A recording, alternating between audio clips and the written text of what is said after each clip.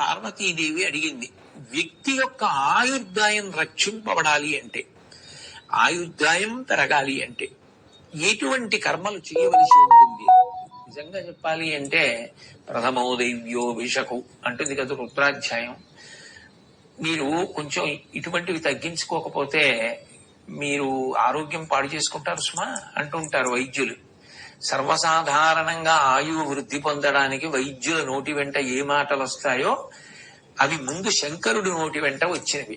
ఆయువు పెరగడానికి క్షమ, ఓర్పు కావాలి. ఓర్పు ఉన్నవాడు ఉద్వేగపడడు కాబట్టి ఆయనకి అనారోగ్యాలు సంప్రాప్తించి రోగాలు వచ్చి తొందరగా మరణించడం అన్నది ఉండకపోవచ్చు. నేను ఏమిచ్చి పుచ్చుకుంటాను? మీకు నేను ఒక మాట ఇస్తాను.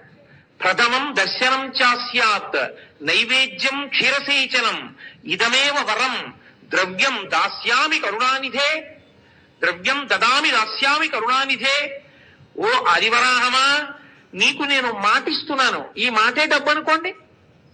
నేను అమ్మాలని ఎక్కడుంది అంటే, కలియుగంలో ఎంత గొప్పవాడి మాట కూడా నమ్మడానికి అనుమాన పడతారు. ఎందుకో తెలుసా? అదే వెంకటేశ్వర స్వామి వారు తన కళ్యాణానికి డబ్బిమ్మని కుబేరుణ్ణి పిలిచి అప్పడిగితే, కలియుగం కదండి, ఎందుకైనా మంచిది ప్రామిసరీ నోట్ రాసి ఇవ్వండి అని అడిగితే ఆయన రాసిచ్చిన ప్రామిసరీ నోటు ఆదివరాహస్వామి యొక్క పీఠం కింద ఉండేది చాలా కాలం. అదే దాన్ని ముద్రణ చేసి గోడ మీద కూడా కట్టారు చాలా కాలం. ఎప్పుడు పుచ్చుకున్నారో, ఏం రాసిచ్చారో, ఏమి సంతకం పెట్టారో కూడా ఉండేది. వెంకటేశ్వర స్వామి వారు సంతకం పెట్టిస్తే కుబేరుడు అన్నాడు, ఇది యుగధర్మం, మీరు ఒక్కరు సంతకం పెట్టి అంత డబ్బు చేసుకున్న తర్వాత ఒక్క సాక్షి ఉంటే బాగుంటుంది కదూ. ఏమంటే ఎప్పుడు అబద్ధం అంటగా మహానుభావుడు తనలో తను రమిస్తూ కూర్చుంటాడు.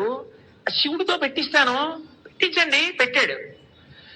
ఆయనది పెట్టించారు కానండి తనలో తాను రమిస్తూ ఉంటాడు. చండీశ్వరుడి దగ్గరే చిటికెయ్యాలి.